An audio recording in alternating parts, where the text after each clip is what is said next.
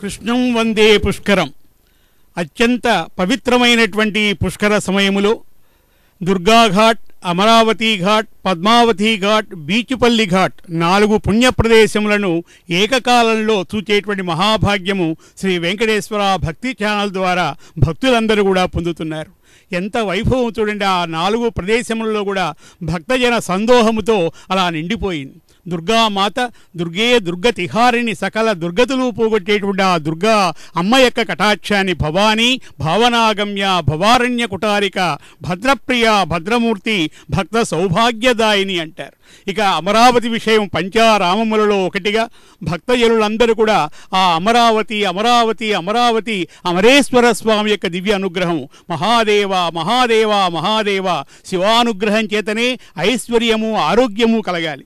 ముఖ్యంగా ఈ పుష్కర కాలంలో నదులలో స్నానం చేయటం వలన అపమృత్యువులు తొలగిపోతాయి. మృత్యువు 2 రకాలుగా ఉంటుంది. కాలమృత్యువు, అకాల మృత్యు అంటారు. అకాల మృత్యోహ పరిరక్షణార్థం ఆ అమరేశ్వర స్వామి యొక్క పాద తీర్థాన్ని సేవించాలి. అందుకని అమరావతిలో ఆ అమరావతి ఘాట్లో భక్తులందరూ కూడా శ్రద్ధగా ఈరోజు ఆ ఉపాసింపదగినటువంటి దైవం సూర్యనారాయణమూర్తి కాబట్టి ఆరోగ్య భాగ్యాన్ని కలిగించమని ఈశ్వరానుగ్రహంతో అపమృత్యువులు తొలగాలి అని కోరుకుంటూ భక్తులందరూ కూడా చేస్తున్నారు. అలాగే పద్మావతి మాత ఆమె యొక్క దివ్య కరుణా కటాక్ష వీక్షణములు పొందుతూ పద్మావతి ఘాటులో విశేష సంఖ్యలో భక్తులందరూ కూడా స్నానములు ఆచరిస్తున్నారు.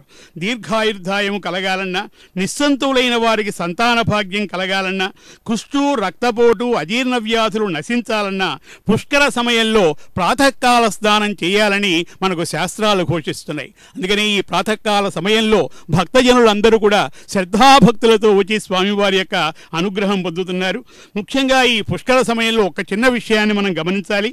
పిప్పలాదుడు అనేటువంటి మహర్షి యజ్ఞకుండం నుంచి కృత్యువ అనేటువంటి ఉద్భవించాడు. ఆయన పుట్టగానే ఆకలి ఆకలి అంటూ దేవతలందరినీ కూడా తినబోయినట్ట.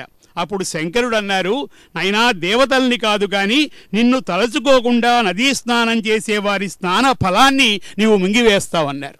అందుకని తప్పనిసరిగా నదీ స్నానం చేసేటువంటి వారు పిప్పలాద సముత్పన్నే కృత్సే లోక భయంకరి మృత్తికాంతే మయా దత్తం ఆహారార్థం ప్రకల్పయ అని ఆ శ్లోకాన్ని, ఆ ఘట్టాన్ని స్మరించుకుంటూ నదీ స్నానం చేయాలి.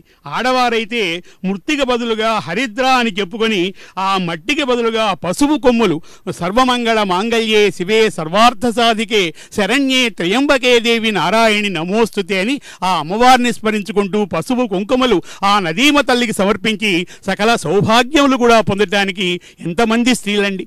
ఆ అనేక ప్రాంతాల నుంచి, అనేక దూర ప్రాంతాల నుంచి కూడా వచ్చి ఈ 4 ఘాట్లలో కూడా సంతృప్తికరంగా ప్రభుత్వం వారు ఏర్పరిచినటువంటి సదుపాయాలకి సంతృప్తి చెందుతూ ఇది ఒక మహాభాగ్యంగా, ఒక మహా అదృష్టంగా భావన చేస్తూ స్నానములు ఆచరిస్తున్నారు. ముఖ్యంగా ఆ బీచుపల్లిలో ఆంజనేయ స్వామి యొక్క దివ్య విగ్రహము పరవశించిపోతున్నారు భక్తులందరూ కూడా. ఆంజనేయ స్వామి యొక్క కరుణ ఉంటే రామభక్త శిఖామణి ఆయన. రామాయణ మహామాలారత్నం వందే అనిలాత్మయం అంటాం. రామాయణ మహామాలారత్నం. అందుకని హరే రామ రామ రామ హరే హరే, హరే కృష్ణ కృష్ణ కృష్ణ హరే హరే అని భగవన్నామం చేసుకుంటూ 4 ఘాటులలో ఆ దర్శన భాగ్యాన్ని పొందిన మీ అందరికీ కూడా శుభం కలుగుగాక.